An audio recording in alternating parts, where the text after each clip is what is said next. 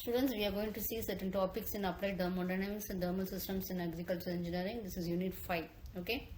So what happens here is, we are going to discuss what we are going to do, how the process of drying is take place and what are the heat associated with it.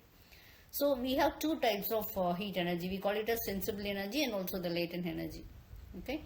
In drying, what happens, sensible energy is the heat energy which is required to increase the temperature of the air and the material being dried. Okay, what happens here? The temperature of the air and material will be increased and the humidity will be decreased. But we take it as a latent heat. This is the energy required to change the moisture from liquid to vapor. So what will happen? It will cause evaporation. Okay, so sensible heat is a direct measure of temperature change, while latent heat is associated with the phase change. But there will be no temperature change. But this is both are very much essential when we compare with this, when we are going on with this moisture removal process. We have to compare, we have to take care of how much amount of latent heat and sensible heat is required.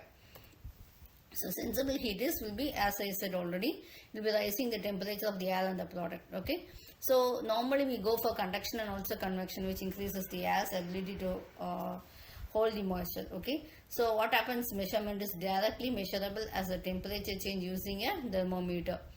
The example is the heat from a dryer's heating element or the sun warming the air and the wet surface of a product. So these are some examples of sensible heat. The latent heat is it provides the energy required to convert liquid water into water vapor. So this is very much required for evaporations. Okay, so it is absorbed by the water molecules at a constant temperature to break the bonds, and it will allow them to escape as a gas.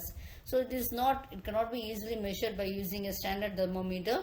By its presence can be indicated by the amount of moisture in the air. Okay, the energy used to turn the water inside a piece of fluid into water vapor, and this can be easily carried on by the air.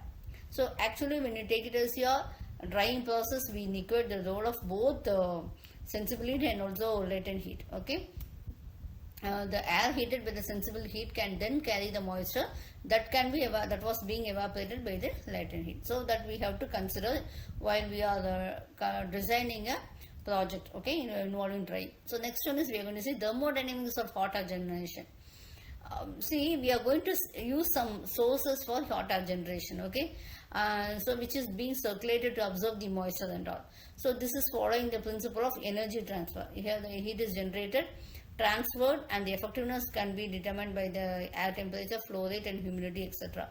And it can be analyzed by energy principles and all. So the energy source can be an gas combustion or solar energy or whatever it is. Okay, the heat transfer, the heat is transferred to the air through a heat exchanger or everything else.